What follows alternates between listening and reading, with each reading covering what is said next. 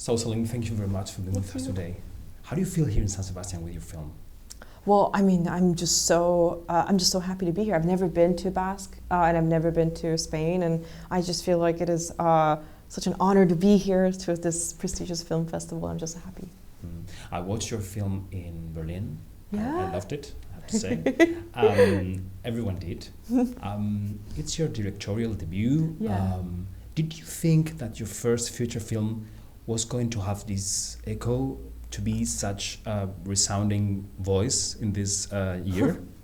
Well, I think that, you know, what you're, it was the first time I'm making a movie, so I think a part of it is just like learning as I go, really, more than anything. But I think that, I remember sitting in the back room of Sundance Film Festival where this movie was seen for the first time, and really feeling so nervous, because until that point, the film was a secret that I had, that I was just working on for a really long time. And then I think that when it was in front of an audience, I think that it was so scary to show it to an audience, because then it's out of my control. And for it to be you know, received like that is just a dream for any filmmaker, but I think especially for a first-time filmmaker. Your film has connected deeply with the audience. I mean, it's a film about roots, about the decisions we take in life, and how these decisions change our lives. How and when did you think of the audience during the process of making the film?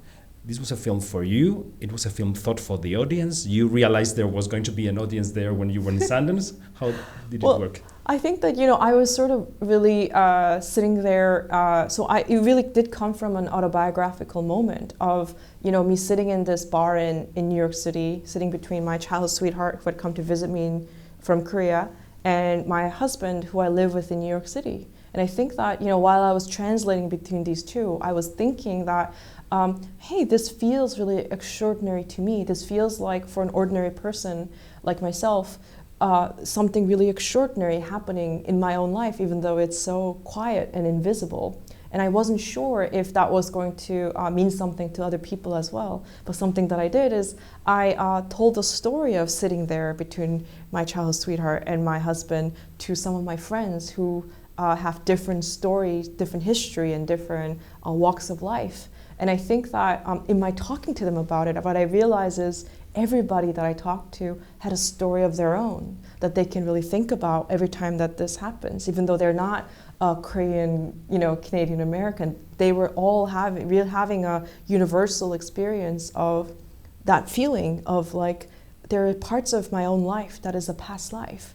And I think that to me really was the thought. I was like, well, there must be a reason why everybody feels connected to the story. And maybe if I make the movie, I think that the audience is going to respond to it. So it really was there from the beginning in a way. Yeah. Speaking about that bar in New York, how did you come up with the first scene in the movie, the external point of view on that leading trio?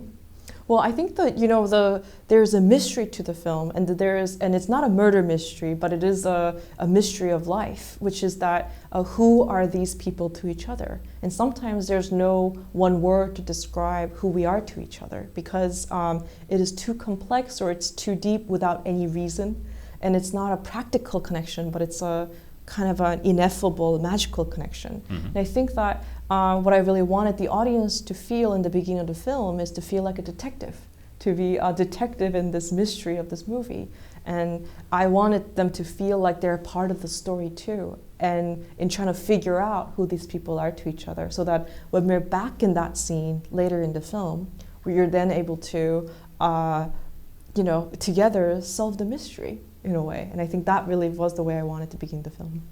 So this 2023 for you goes from practically nothing, your first film, to an Oscars hopeful. I mean, not only yourself, but your film, your leading actors, Greta and Theo. How are you leading with? How are you dealing? Sorry, with this somehow this Oscars career. How do you see it? Everyone is talking about you. How do you tackle that? Well, I think that it is. It's only a wonderful thing, because I think that the movie is still an independent film, And I think the movie is, I want it to be seen in the cinemas, and it's going to come out on November 1st, And I think that I really do want the audiences to see it in a movie theater and to encounter it. And a part of the conversation about Oscars or conversation about any awards or anything is that it's going to encourage people to go check it out just to see what all the fuss is about. And to me, so in that way, I think that any kind of conversation about that is just a really amazing thing, because it just means that more people are going to be interested. And there's another conversation going on around your film about representation. Mm-hmm. And I don't know if you conceived the film in these terms, or if it, came along the way.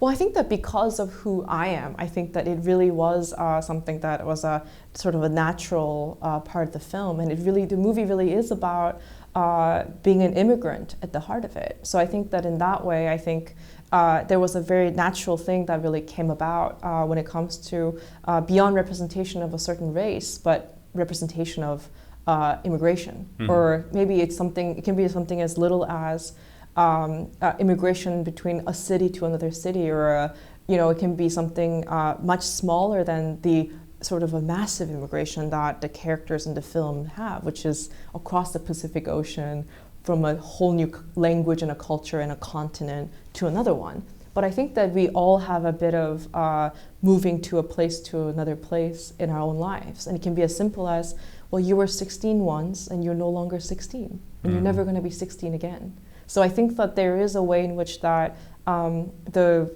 sort of modern life of being able to move from a place to place, getting on a flight and going to a new place and living there is a part of that I think is really universal. So in that way, I know that what so many audience members are connecting to. Mm-hmm. And my last question would be about your approach to the strikes going on in Hollywood. These strikes have paralyzed Hollywood in a way. Mm-hmm. I think they are trying to reach a solution, but at least in the writers' end. Mm-hmm.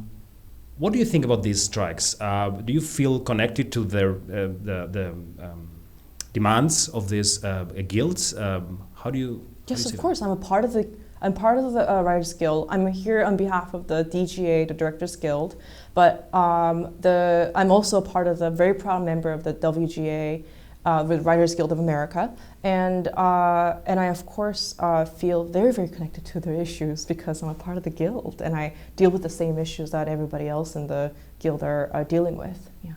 What do you think they should achieve in these negotiations? Which are the basics of the things they have to achieve to call it a success? The WGA is fighting for fair wages and job protection, first and foremost, for all its members. Okay. Yeah. Thank you very much, and good so luck with the film.